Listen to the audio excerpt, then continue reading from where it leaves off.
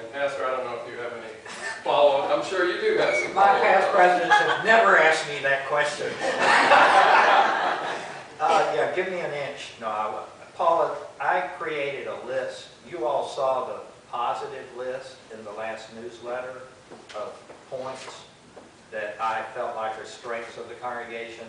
I shared with the council points that I think need attention, just from my vantage point during the time I've been here. In other words, he gave me the report card. And that's one of them.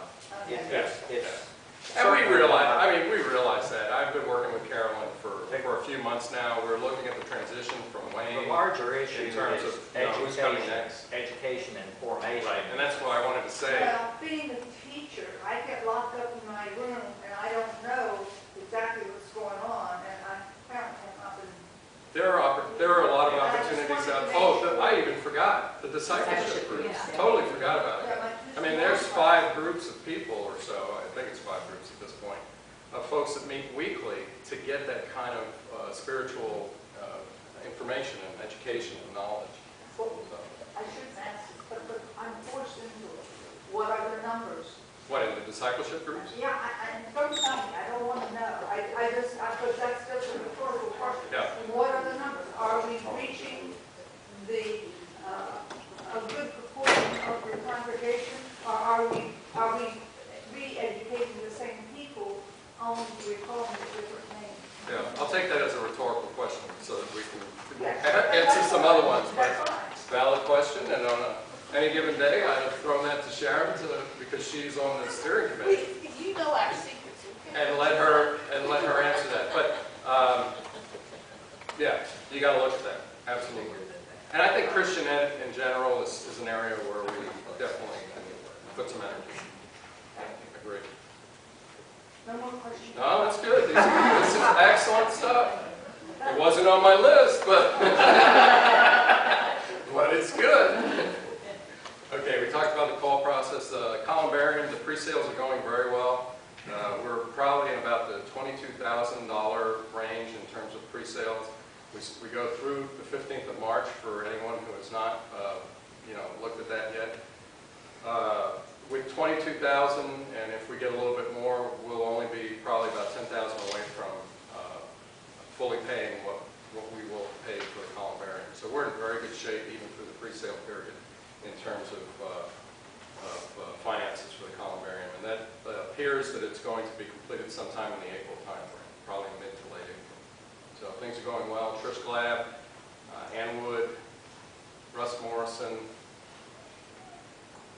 and one more that I'm forgetting. But they are on the call committee, or the Columbarium committee, management committee, and you'll see it over the next couple of weeks to close out the pre-sale period.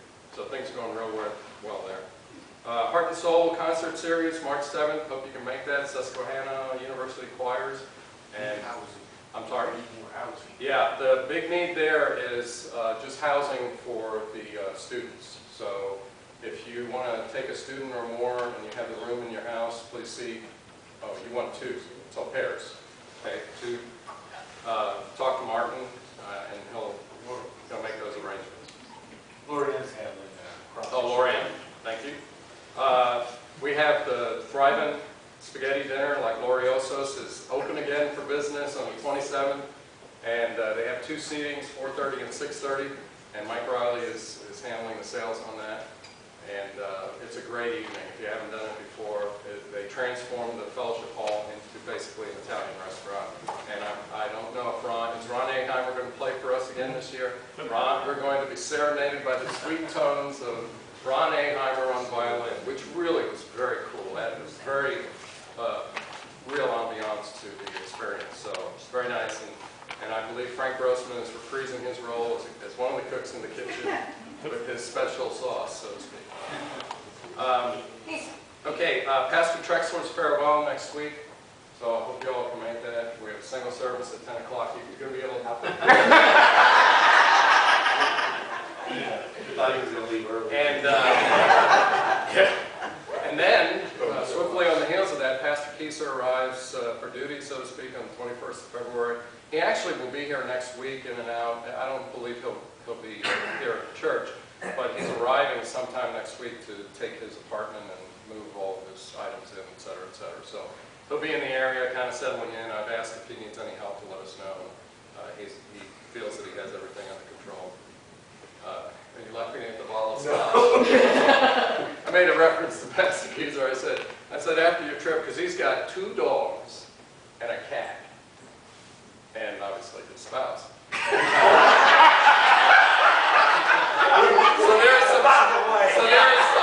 there are some challenges there.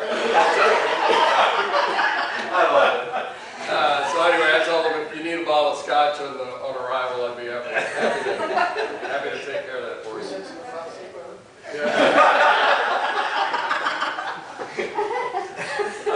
United Lutheran Appeal, it's ongoing right now. Thank you to Larry for leading that for the congregation.